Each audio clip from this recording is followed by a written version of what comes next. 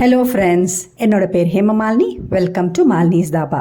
இன்றைக்கி நம்ம சேனலில் மட்டனே சேர்க்காம மட்டன் வறுவல் எப்படி செய்கிறதா இந்த வீடியோவில் பார்க்க போகிறோம். குழந்தைங்க செவ்வாய் வெள்ளிக்கிழமைகளில் நான்வெஜ் வேணும்னு கேட்டு அடம் பிடிப்பாங்க. அந்த மாதிரி சமயங்களில் இந்த மாதிரி நீங்கள் செஞ்சு கொடுத்தீங்கன்னா டேஸ்ட் பிரமாதமாக இருக்கும். குழந்தைங்க வந்து விரும்பி சாப்பிடுவாங்க. அதுவும் அடிக்கடி செய்ய சொல்லுவாங்க. அந்த அளவுக்கு டேஸ்ட் வந்து ரொம்ப பிரமாதமாக இருக்கும். ட்ரை பண்ணி பாருங்கள்.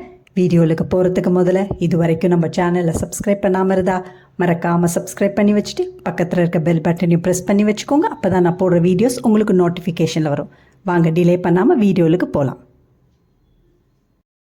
வறுவல் செய்கிறதுக்கு ஃப்ரெஷ்ஷாக ஒரு பொடி ஒன்று ப்ரிப்பேர் பண்ணிக்கலாம். அதுக்கு இரும்பு கடாய் அடுப்பில் வச்சுருக்கேன். நல்லா சூடானோன்னு 1 டேபிள் ஸ்பூன் அளவுக்கு வர கொத்தமல்லி, 1/2 டீஸ்பூன் சோம்பு, 1/4 டீஸ்பூனுக்கும் கொஞ்சம் கூட மிளகு சேர்த்துக்கோங்க. கொஞ்சமாக கல்பாசி, 2 துண்டு பட்டை சேர்த்துக்கோங்க. 2 ஏலக்காய், 4 கிராம்பு, 3/4 டீஸ்பூன் சீரகம், அதோட 5 மிளகாய் சேர்த்துக்கோங்க. எல்லாத்தையும் சேர்த்துட்டு லோ ஃப்ளேமில் வச்சு 4-5 நிமிஷம் நல்லா பொன் நிறம் ஆகிற வரைக்கும் நல்லா வறுத்துக்கோங்க. நல்லா வாசம் வர வரைக்கும் வறுத்துக்கோங்க.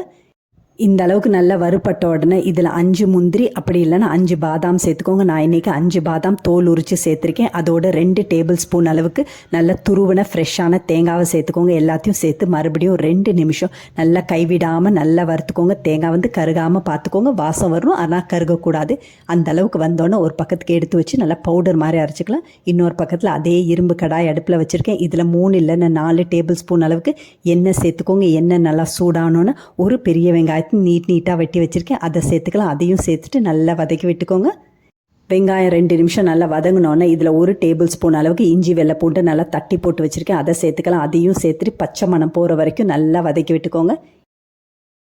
இந்த அளவுக்கு வெங்காயம் வந்து வதங்கினா சரியாக இருக்கும். இதில் 1 பெரிய தக்காளியை பொடியாக நறுக்கி வச்சுருக்கேன். அதையும் சேர்த்து நல்லா வதக்கி விட்டுக்கோங்க. வறுவலுக்கு தேவையான அளவு உப்பு வந்து 1/2 டீஸ்பூன் அளவுக்கு இப்போ சேர்க்குறேன். அதுக்கு பிறகு பார்த்துட்டு சேர்த்துக்கலாம். அதையும் சேர்த்துட்டு நல்லா வதக்கி விட்டுக்கோங்க. மறுபடியும் 2-3 நிமிஷம் கைவிடாமல் நல்லா வதக்கி விட்டுக்கோங்க. தக்காளி இந்த அளவுக்கு நல்லா வதங்கின பிறகு 1.5லேருந்து 2 டீஸ்பூன் அளவுக்கு காஷ்மீரி மிளகாய் தூள் சேர்த்துக்கோங்க. கலருக்காக தான் சேர்க்குறது. அதையும் சேர்த்துட்டு 1/4 டீஸ்பூன் அளவுக்கு மஞ்சத்தூள் சேர்த்துக்கோங்க.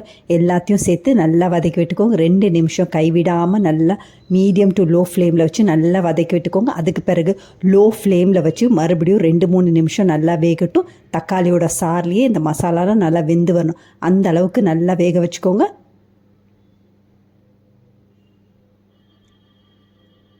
பாருங்கள், இப்போ லேசாக எண்ணெயெல்லாம் பிரிஞ்சு வர ஆரம்பிச்சிருக்கு. இதில் நான் ஏற்கனவே 2 கப் அளவுக்கு சோயாவை எடுத்து நல்லா கொதிக்கிற தண்ணியில் 2-3 நிமிஷம் நல்லா வேக வச்சுட்டு உப்பு போட்டு வேக வச்சுருந்தேன். அதை நல்லா தண்ணியெல்லாம் வடிச்சிட்டு புளிஞ்சு வச்சுருக்கேன்.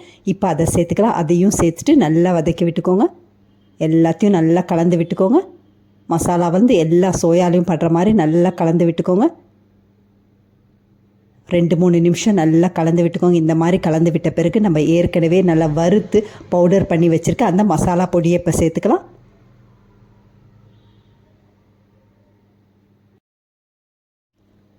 மசாலா பொடியை சேர்த்த பிறகு ஃப்ளேமை வந்து லோவில் வச்சுட்டே நல்லா கலந்து விட்டுக்கோங்க. மசாலா பொடியில் முந்திரி பருப்பு தேங்காய் இருக்கனால அடி பிடிக்க சான்ஸ் இருக்குது. அதனால் லோ ஃப்ளேமில் வச்சு நல்லா கைவிடாமல் நல்லா பரட்டி விட்டுக்கோங்க. அடி பிடிக்க மாதிரி இருந்துச்சுன்னா கொஞ்சமாக எண்ணெய் அப்படின்னா லேசாக தண்ணியை வந்து கொஞ்சமாக தெளித்து விட்டுக்கோங்க. எல்லாத்தையும் நல்லா கலந்து விட்டுக்கோங்க. லோ ஃப்ளேமில் வச்சு மறுபடியும் 4-5 நிமிஷம் லோ ஃப்ளேமில் நல்லா வேகட்டும். நல்லா சுருள வெந்து வரும். அந்த அளவுக்கு வர வரைக்கும் நல்லா வேக வச்சுக்கோங்க. இது அப்படியே இருக்கட்டும். பாருங்கள், 5 நிமிஷத்துக்கு பிறகு நல்ல கமகமான நல்ல வாசத்தோட நல்ல மணக்க ரொம்ப சுவையான சைவ வறுவல், மட்டன் வறுவல் வந்து ரெடி ஆகிடுச்சு.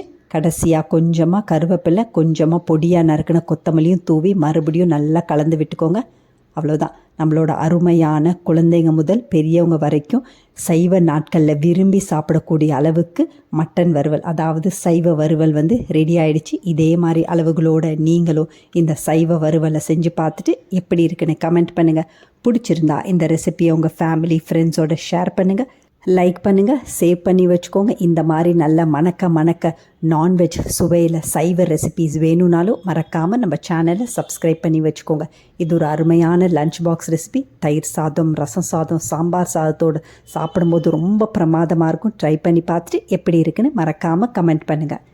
தேங்க்ஸ் ஃபார் வாட்சிங் ஃப்ரெண்ட்ஸ்.